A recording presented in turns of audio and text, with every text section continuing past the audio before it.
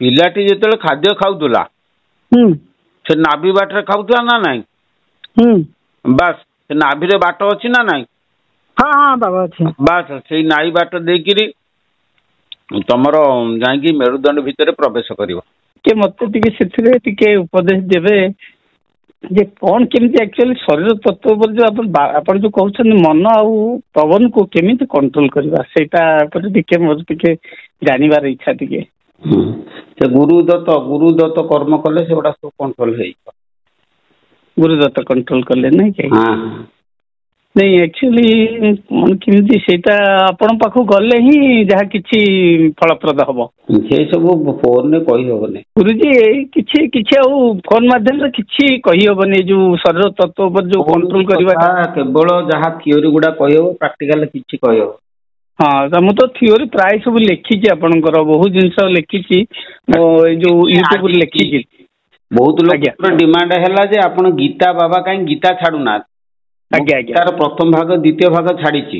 ପ୍ରଥମ ଭାଗରେ ଇଣ୍ଟ୍ରୋଡକ୍ସନ, ଦ୍ୱିତୀୟ ଭାଗରେ ଗୀତା ମାହାତ୍ମ୍ୟ, ଆଜ୍ଞା ଆଜ୍ଞା ଗୀତା ତୃତୀୟ ଭାଗରେ ପ୍ରଥମ ଅଧ୍ୟାୟର ପ୍ରଥମ ଶ୍ଲୋକଟି ଛାଡ଼ିବି। ଆଜ୍ଞା ଏବଂ ସେଇ ଶ୍ଲୋକଟି ଇଂଲିଶ, ହିନ୍ଦୀ, ଓଡ଼ିଆ, ବଙ୍ଗଳା 4ଟା ଭାଷାରେ। ଆଜ୍ଞା ଓଡ଼ିଆ ଇଂଲିଶ ସରିଲାଣି, ହିନ୍ଦୀରେ ଆଉ ଅଳ୍ପ ଟିକେ ଅଛି ସରିଯିବ, ବଙ୍ଗଳାଟା କରିଦବା। ଗୋଟେ କଥା ହଉଛି ଏଭଳି ପ୍ରକାର ଆଲୋଚନା ମୁଁ ଭାବୁଛି ଆପଣ କୋଉଠୁ ଜାଣିନଥିବେ। କାହିଁକି? ଏଟା ହଉଛି ମୋର ଗୁରୁଙ୍କର ଆଶୀର୍ବାଦ ଦୟାରୁ ସ୍ୱ ଅନୁଭୂତି। ଆଜ୍ଞା ଆଜ୍ଞା। ଏବଂ ଏଇ ଅନୁଭୂତିରେ ମୁଁ ଯାହା କରିଛି କୌଣସି ବହି ଶାସ୍ତ୍ର କି କୌଣସି ପଣ୍ଡିତ ଠାରୁ ଦେଖିନି, ଯାହା ମନକୁ ମନ ଭାବିଛି କହିଛି। କିନ୍ତୁ ଆପଣ ମାନେ ଜଜ୍ କରିବେ ମୁଁ ଯୋଉ କଥା କହୁଛି ସେ କଥାର ଯଥାର୍ଥତା କେତେ। ମୁଁ ସତ କଥା ମତେ ମାନେ ମୋର ହୃଦୟକୁ ଛୁଇଁଲା ଭଳି ଆପଣ ଯୋଉ କଥା କହୁଛନ୍ତି। କାରଣ ମୁଁ ଆପଣ ବିଶ୍ୱାସ କରିବେନି ଏଠି ଚେତନ ଶକ୍ତି ଆପଣଙ୍କ ଲେଖିଛନ୍ତି ପୁରୁଷ ପ୍ରକୃତି, ପୁରୁଷ ଅର୍ଥ କାମ, ଏ ଜ୍ଞାନ, ପ୍ରକୃତି ଅର୍ଥ ଇଚ୍ଛା, ଏ ଚେତନ ଶକ୍ତି, ବ୍ରହ୍ମ ଶକ୍ତି, ଏସବୁ କେତେ କଣ ସବୁ ମୁଁ ଡିଟେଲ ଆଜ୍ଞା ଏରା ସବୁ ଲେଖିଛି। ମାନେ I will bring your note to ମାନେ ଟୁ ୟୁ। ମୁଁ ଯେତେବେଳେ ଯିବି ଆପଣଙ୍କୁ ଏସବୁ ନୋଟ୍ସ ବି ନେଇକି ଆପଣଙ୍କ ପାଖକୁ ଯିବି। ମାନେ ଯଦି ଲେଖିଛନ୍ତି ବହୁତ ବଢିଆ କଥା ହେଲା, ତାକୁ ମୋ ପାଖକୁ ଜେରକ୍ସ କରିକି ଆଣନ୍ତୁ। ଆଣିଲା ପରେ ମୁଁ ତାକୁ ଆକୁ ସବୁ ମିଶେଇକିରି ମୁଁ ଗୋଟେ ବହି ଲେଖିବି, ତତ୍ତ୍ୱଜ୍ଞାନ ସଂହିତା, ଯୋଉଟା ସମାଜର ତଥା ଆପଣ ମାନଙ୍କର ବହୁତ ଉନ୍ନତିରେ ଆସିବ। ମୁଁ ସେଥିରେ ବହୁତ ଜିନିଷ ଖଞ୍ଜିବି, ଏମିତି ଜିନିଷ ଖଞ୍ଜିବି ଯୋଉଠିକି ପଞ୍ଚସଖାର ଦାୟଦ ମାନେ କୌଣସି ଜାଗାରେ ଲେଖି ନାହାନ୍ତି। ଏବଂ ଏଇ ତତ୍ତ୍ୱଜ୍ଞାନ ସଂହିତା ବହିଟି ଖଣ୍ଡେ ଜଣେ ପଢି ସାରିଲା ପରେ ତାହାର ଆଉ କୌଣସି ଜିନିଷ ବୁଝିବାର ବାକି ରହିବନି, ପଞ୍ଚସଖା ମାର୍ଗର କଥା ଗୁଡ଼ିକ। ଆଜ୍ଞା ଆଜ୍ଞା। କେତେବେଳେ ନେଇକି ଆସନ୍ତୁ ଦେଖିବା। ଆପଣଙ୍କର ମାନେ ଯୋଉ ୟୁଟ୍ୟୁବରେ ଯାହା କହୁଛନ୍ତି ଗୋଟେ ଗୋଟେ ବାକ୍ୟ ଶୁଣିକି ମୁଁ ଲେଖେ। ଉଦାହରଣ, ଶବ୍ଦକୁ ଗ୍ରହଣ କରିବା ଯନ୍ତ୍ର ହେଲା କର୍ଣ୍ଣ, ଶବ୍ଦକୁ ତ୍ୟାଗ କରିବା ଯନ୍ତ୍ର ହେଲା ପାଟି, ସ୍ପର୍ଶ ଗ୍ରହଣ କରିବା ଯନ୍ତ୍ର ହେଲା ପାଦ, ସ୍ପର୍ଶ ତ୍ୟାଗ କରିବା ଯନ୍ତ୍ର ହେଲା ହାତ, ରସ ଗ୍ରହଣ କରିବା ଯନ୍ତ୍ର ହେଲା ଜିଭ। ମାନେ ଏସବୁ ଲେଖିଛି, ଆପଣ ଖାଲି କରେକ୍ସନ କରିଦେଲେ। ମୁଁ ଅଲରେଡି ଏରାକୁ କମ୍ପ୍ୟୁଟରରେ ବି ବାଡେଇ ଦେଇଛି। ମୁଁ ନିଶ୍ଚୟ କରିଦେବି। ଆଜ୍ଞା ଆଜ୍ଞା। ୟାରି ଭିତରେ ଯେତେ କଥା ଲେଖୁଛନ୍ତି ଭଲ କଥା ହେଲା, କିନ୍ତୁ ତା ଭିତରେ ଆଉ ଗୋଟେ ଅନୁଭୂତି ମୁଁ ଆପଣଙ୍କୁ କହୁଛି ଶୁଣନ୍ତୁ। ଆଜି ସକାଳର ଅନୁଭୂତି।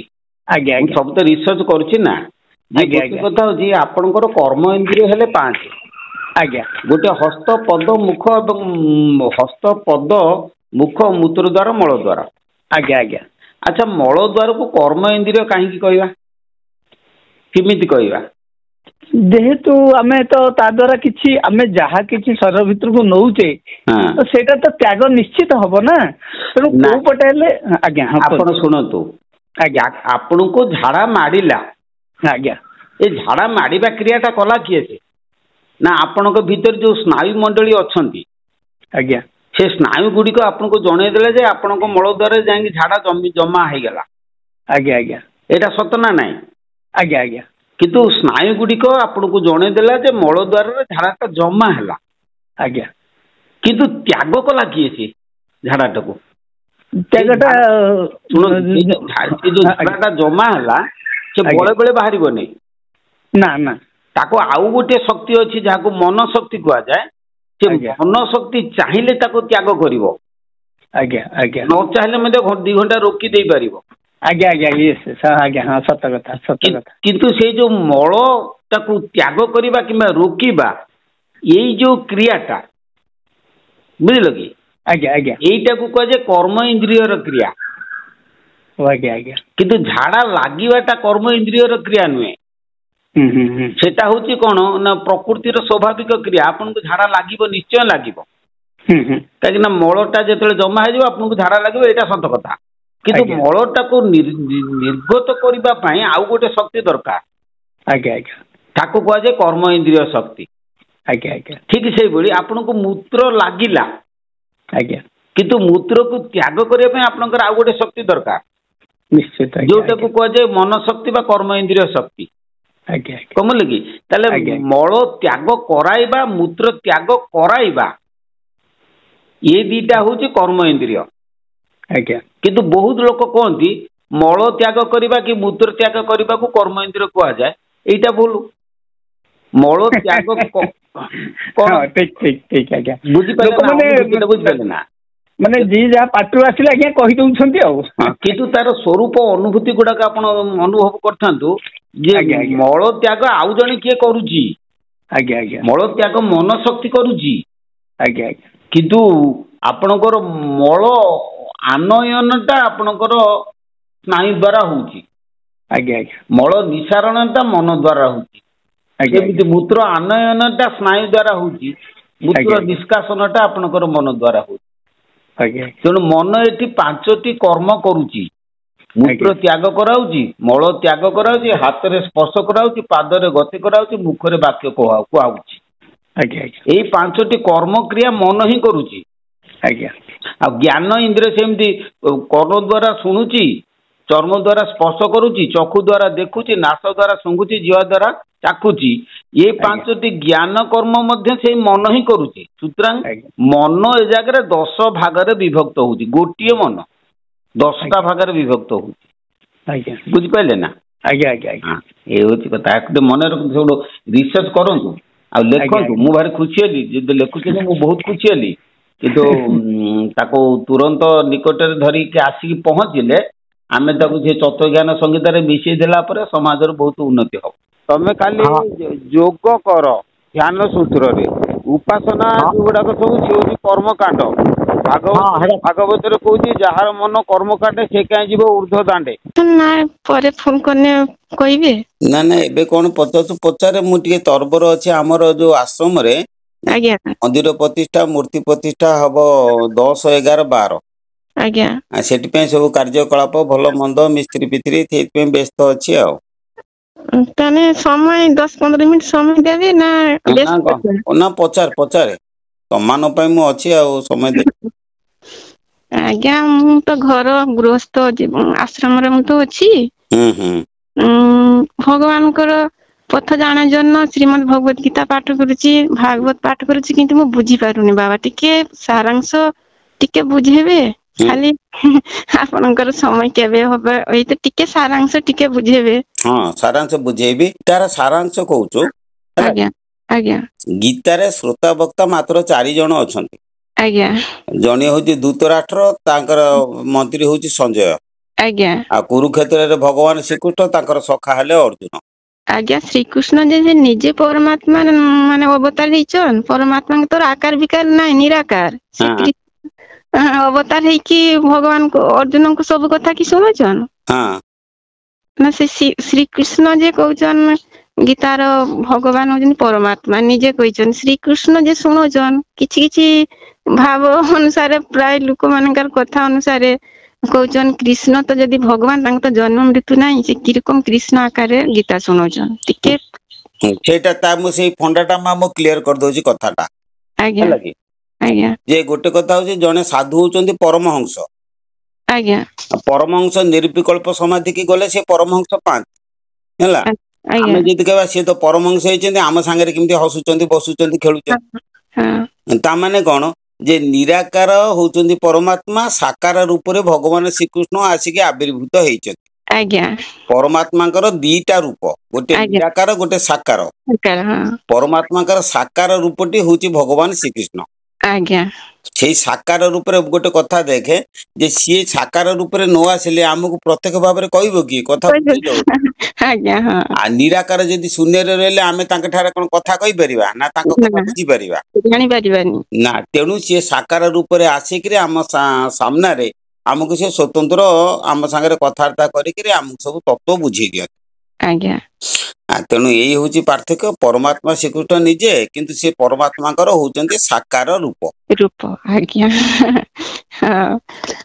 ବାବା ଏ ଯେ ଆପଣ ଶୁଣିଛନ୍ ଏ ଯେ ବ୍ରହ୍ମକୁମାରୀ ଈଶ୍ୱରୀ ବିଶ୍ୱବିଦ୍ୟାଳୟ ଅଛନ୍ ରାଜସ୍ଥାନ ହଁ ମୁଁ ନା ଶୁଣିଛି ପରମାତ୍ମା ଯେମିତି ବ୍ରହ୍ମକୁମାରୀ ଜ୍ଞାନରେ ଅଛନ୍ ଆମେ ଯାଇଥିଲୁ ସ୍ୱୟଂ ବ୍ରହ୍ମାଙ୍କ ଦେହରେ ବାବା ନିଜେ ପରମାତ୍ମା ହିଁ ଆବିର୍ଭାବ ହେଇଛନ୍ ତାଙ୍କ ସ୍ୱରୂପ ନେଇକି ସେମାନେ ଜ୍ଞାନ ମାର୍ଗ ଚାଲିଛନ୍ ମୁଁ ସେଠି ଯାଇଥିନି ସେଠି ଯିବା ପରେ ଆଉ କଣ ଗୁରୁ ଦୀକ୍ଷିତ ହେଇତେ ହବ ନା ସେଇଠି ଗନେ ପବିତ୍ର ଦେହ ହେଇଯିବ ନାଇଁ ସେମିତି କିଛି ହବନି ଗୁରୁ ଦୀକ୍ଷିତ ହେଇକି ତମକୁ କର୍ମ କରିବାକୁ ପଡିବ ସେଇ ଗୁରୁ ଦୀକ୍ଷିତ କହୁଛନ୍ତି ଯେ ସେଇ ଜାଗାକୁ ଯିଏ ଯାଇଛି ତାଙ୍କ ଦେହ ପବିତ୍ର ସେ ଜ୍ଞାନକୁ ଯିଏ ଆସିଛି ଆଉ କଣ ଦୀକ୍ଷା ନବା ଦରକାର ନାହିଁ କହୁଛନ୍ ତାଙ୍କ ଜ୍ଞାନର ମାର୍ଗର ଲୋକମାନେ ମୁଁ ତତେ ଗୋଟେ କଥା ବୁଝେଇ ଦଉଛି ଶୁଣ ଆମର ସବୁ ବ୍ରାହ୍ମଣ ମାନେ କହୁଛନ୍ତି କାଲକାଟାରେ କହୁଛନ୍ତି ତମେ ଗଙ୍ଗାରେ ବୁଡ ପକେଇଲେ ତମେ ପବିତ୍ର ହେଇଯିବ ଆଜ୍ଞା ଆଚ୍ଛା କହିଲୁ ଦେଖି ଗୋଟେ ଲୋକ ଗଙ୍ଗାରେ ବୁଡ ପକେଇକି ଆସିଲେ ତା ମିଛ କଥାଟା କହିବା ଛାଡିଦବ ନା ନା କେମିତି ପବିତ୍ର ହେଲା ନା ହବନି ଜ୍ଞାନମୃତ ପାନ ନ କରିବା ଯା ଦେହ ପବିତ୍ର ହବନି ବାସ୍ କଥା ସେଇଆ ତେଣୁ ଗୋଟେ କଥା ହଉଛି ଜ୍ଞାନର ଶୀର୍ଷ ସ୍ତମ୍ଭକୁ ନ ଗଲେ ଶରୀ ଭିତରୁ ଯୋଉ କର୍ମ ସବୁ ଖଣ୍ଡନ ନହେଲେ ଆମ କାୟାଟା ପବିତ୍ର ହବ କେମିତି ନା ତେଣୁ ଶରୀରରେ କର୍ମ ଯୋଉ ରହିଛି ଦୁଷ୍କର୍ମ ଜନ୍ମ ଜନ୍ମାନ୍ତର କର୍ମ ଅଛି ତାକୁ ଖଣ୍ଡନ କରିବା ପାଇଁ ହେଲେ ସଦ୍ଗୁରୁ ଦତ୍ତ କର୍ମ ଆମକୁ କରିବା ପାଇଁ ପଡିବ ଆଜ୍ଞା କର୍ମ କରିସାରିଲା ପରେ ସେ ଧୀରେ ଧୀରେ ସେ ସବୁ ଖଣ୍ଡନ ହେଇଯିବ ବୁଝିପାରିଲ ନା ଆଜ୍ଞା ତେଣୁ ତାକୁ କରିବାକୁ ପଡିବ ନା ଯୋଗ ବାବା ଗୀତାରେ କହିଛନ୍ତି ଯୋଗ ଅଷ୍ଟାଙ୍ଗ ଯୋଗ କଥା 18 ଅଧ୍ୟାୟରେ ଯୋଗ ସବୁ କହିଛନ୍ କି ରକମ ଭଗବାନଙ୍କ ପାଇବା ଯୋଗ ଟା କରିବା ପଦ୍ଧତି ଟିକେ ହାଲକା ତସ୍ମାତ୍ ଯୋଗୀ ଭବାର୍ଜୁନ ଯୋଉ କଥା ଭଗବାନ କହିଛନ୍ତି ଆଜ୍ଞା ଆମକୁ ଯୋଗୀ ହବା ପାଇଁ ପଡିବ ଯୋଗ ସାଧନା କେବଳ ସଦ୍ଗୁରୁ ହିଁ କେବଳ ଆମକୁ କହିଦେବେ ଶ୍ରୀ ଶ୍ରୀ ଦୟାନିଧି ପରମହଂସ ଦେବ ଆମର ଅଷ୍ଟାଙ୍ଗ ଯୋଗ ସିଦ୍ଧ ଆଜ୍ଞା ସେ ଶିବଙ୍କର ସ୍ୱରୂପ ସେ ନିଜେ ଆଜ୍ଞା ଭଗବାନ ଶ୍ରୀକୃଷ୍ଣ ତାଙ୍କ ଅନ୍ତରରେ ମିଶିଗଲେ ଯେତେବେଳେ ସମାଧିରେ ପଚାରିଲେ ତାଙ୍କୁ ଡାକି ଡାକି ହତାଶ ହେଇଗଲେ ସିଏ ଆଉ ତାଙ୍କୁ ଡାକିଲେନି ଭଗବାନ ଶ୍ରୀକୃଷ୍ଣ ଆସିକି ଦେଖାଦେଲେ କହିଲେ ଆରେ ତୁ ଯାହାକୁ ଡାକୁଥିଲୁ ମୁଁ ସେଇ କହିଲେ ପଳା ପଳା ପଳା ପଳା ଯା ସେ ଗୋପ କନ୍ୟା ମାନଙ୍କୁ ଭୁଲେଇବୁ ମତେ ନୁହେଁ କାହିଁକିନା ଅଭିମାନ କଲେନି ନା ସିଏ କଣ କରିବେ ଲାଷ୍ଟ ବେଳକୁ ସିଏ ଯେତେବେଳେ ଛାଡିକି ନଗଲେ ସେଇଠୁ କହିଲେ ଯଦି ତୁ ନ ଯାଉଛୁ ତାହେଲେ ମୋ ଅନ୍ତରରେ ମିଶିଯା ଭଗବାନ ଶ୍ରୀକୃଷ୍ଣ ଆସିକି ତାଙ୍କ ଅନ୍ତରରେ ମିଶିଗଲେ ଆଜ୍ଞା କଣ ବୁଝିପାରୁଛୁ ନା ତେଣୁ ଅଛନ୍ତି ବର୍ତ୍ତମାନ ବାବା ଦୟାନିଧି ବାବା ଅଛନ୍ତି ନା ଦେହାନ୍ତର ଅଛି ନା ସେ ଦେହ ତ୍ୟାଗ କଲେଣି 1992 ମସିହାରୁ ହେଲା କି ଆଜ୍ଞା ତାହେଲେ ସଦ୍ଗୁରୁକୁ ପାଇବା କି ରକମ ମାର୍ଗର କି ରକମ ଗନେ ତାଙ୍କ ଦେଖା ପାଇବା ସଦ୍ଗୁରୁ ଦେଖା ଆମ ପାଖକୁ ଆସିଲେ ଆମେ ତାଙ୍କର ସନ୍ଧାନ ଦେଇଦେବୁ ସେଇ ହିଁ ତଥ୍ୟ ଗୁରୁ ସେଇ ହିଁ ସଦ୍ଗୁରୁ ନା ତଥ୍ୟ ଗୁରୁ ଆଲାଦା ଅଛନ୍ ସଦ୍ଗୁରୁ ଆଲାଦା ଅଛନ୍ ଏକି ତ ହଁ ସଦ୍ଗୁରୁ ଶ୍ରୀ ଶ୍ରୀ ଦୟାନିଧି ପରମହଂସ ଦେବ ଯିଏ ଅଛନ୍ତି ଆମର ଥିଲେ ହେଲା ଆଜ୍ଞା ତାଙ୍କ କୌଶଳଟା ମୋ ପାଖରେ ଅଛି ଯୋଉ କୌଶଳରେ ସିଏ ଯାଇଥିଲେ ଉପରକୁ ଯାଇଥିଲେ ତମେ ମାନେ ଯଦି ସେଇ କୌଶଳକୁ ନେଇକି କର୍ମ କରିବ ତାଙ୍କ ପଥରେ ଯାଇକି ତାଙ୍କ ବାଟକୁ ଚାଲିଯିବ କିଛି ଅସୁବିଧା ନାହିଁ ସେ ହଉଛନ୍ତି ସଦ୍ଗୁରୁ ଆଉ ଯେ ତତ୍ତ୍ୱଗୁରୁ ଯେ ସିଏ ତାଙ୍କର ସିଏ ବି ସେ ତତ୍ତ୍ୱ ଭଗବାନଙ୍କର ତତ୍ତ୍ୱ କଥା ସିଏ ଏକି ହେବେନି ସବୁ ଏକି ଅଲଗା କୁଛ ନାହିଁ ଆଚ୍ଛା ଆପଣ ତ ଦୀକ୍ଷିତ କରନ୍ତିନି ହଁ ଦୀକ୍ଷିତ କରିବାର କିସ ମଣିଷ ଦେହର କିସ ପଞ୍ଚ ବିକାରକୁ ଛାଡିତେ ହେବ ତାର କୌଶଳ ଦିଆଯିବ ଶୁଦ୍ଧତା ଦେହ ଭିତରେ କିସ ଅନୁଭବ କରତେ ହେବ ଟିକେ କହିବେ ଶୁଦ୍ଧତା କହିହବନି ପ୍ରାକ୍ଟିକାଲ କରେଇ ଦିଆଯିବ ସେଠି ଫୋନରେ କିଛି କହିହବନି ସେ ସବୁ କଥା ମାନେ ଏଠି ଆସିଲେ ପଞ୍ଚଭୂତ କେମିତି ସଂସ୍କାର କରାଯିବ ସେ କରାଯିବ ତୁ ମା ଯୋଉ କଥା କହୁଛୁ ସେଟା ହଉଛି କର୍ମକାଣ୍ଡିର ବାଟ ନାଇଁ ଆମର ବେଦାନ୍ତ ମାର୍ଗ ଆମେ ସୂତ୍ରରେ ବ୍ରହ୍ମ ସୂତ୍ରରେ ଆମେ କାୟା ପବିତ୍ର ହବ ସବୁ ହବ ସେଟା ଆପଣଙ୍କ କତିକି ଗନେ ଯାଇକି ଆପଣ କହିବେ ନ କଲେ ଆଉ ଯୋଗଟା ମା କେମିତି ଫୋନରେ କଣ କିଛି କହିହବ ନା ଏଇ ହଉଛି କଥା ସମାଧିର ଯେରକମ ଯିବା ଆପଣଙ୍କର ଠିକଣା ଆମର ବାବା ଆମର ଯେ ସ୍ୱାମୀ ସିଏ ବାହାରେ ଅଛନ୍ତି ତାଙ୍କୁ ସିଏ ଆସିନେ ଆପଣଙ୍କ କତିକି ଯଦି ठीक ना आपनकर एड्रेस पाइने वर्तमान जे जोग करिबा से जोग रो टिके सुचारू रूपे कहि देबे नियम टा की रकम भाबरे भगवान का आराधना समाधि करिबा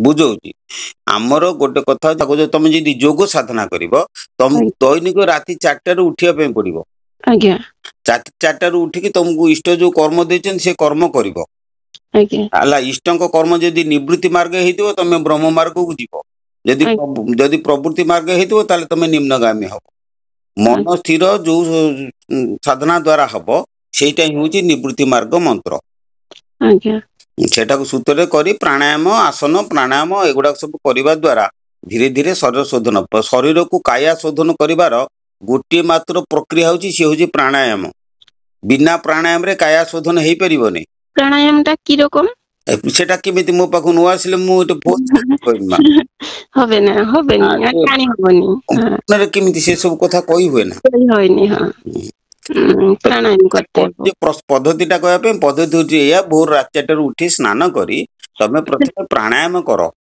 आ ता पूर्वरु प्रथम आगे आसन सिद्धि करो ता पूर्व तमे इष्ट नाम को तमे सिद्ध करो तबे जाई के हबो बोलला ना आहार शुद्ध बिलते टिके कहबे कि आहार की रकम ना आहार तो तुम सब जानि छ म अधिका कहि परिबिनी बहुत 3-4 जण फोन कलेनी मा तो भितरे मु टिका संगे कथा हो पछरे हमें कथा हबा।